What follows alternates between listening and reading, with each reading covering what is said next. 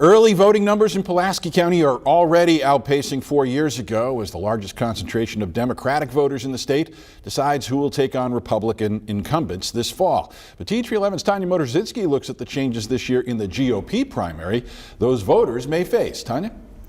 Early voting turnout here in Pulaski County is higher than it was during the first week of the 2020 primary election.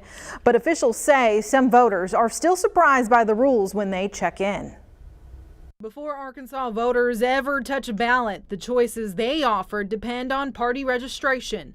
Arkansas GOP is holding a partially closed primary, meaning not all voters are eligible to vote in the same races. Election officials say that distinction is more noticeable this year as voting numbers climb. What this means for voters in this election cycle is that registered Democrats are prohibited from voting in Republican primary races. This is a new rule.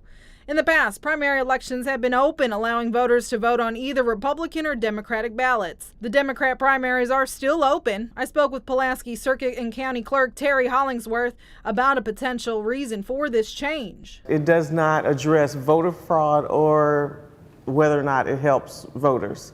It certainly helps the Republican Party know that those folks who are actually voting in their primary are actual Republicans, or at least have registered as Republicans. Now, if you are registered nonpartisan, you can vote on either ballot. Hollingsworth says there is time to change party affiliations if you wish. Someone can go to the voting polls and they can actually switch their party if they want to. But I would tell you that by and large, most people are registered optional on the voter registration data.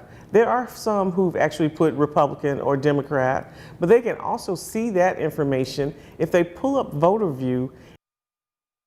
Also a reminder for people living in Sherwood and North Little Rock, that special election for House District 70 will show up on your touch screen alongside whatever primary ballot you requested and all the nonpartisan races. And don't forget to bring your ID to vote and check online to see your sample ballot and who's your candidates. Live in studio, Tanya Motorzinski, THV 11 News.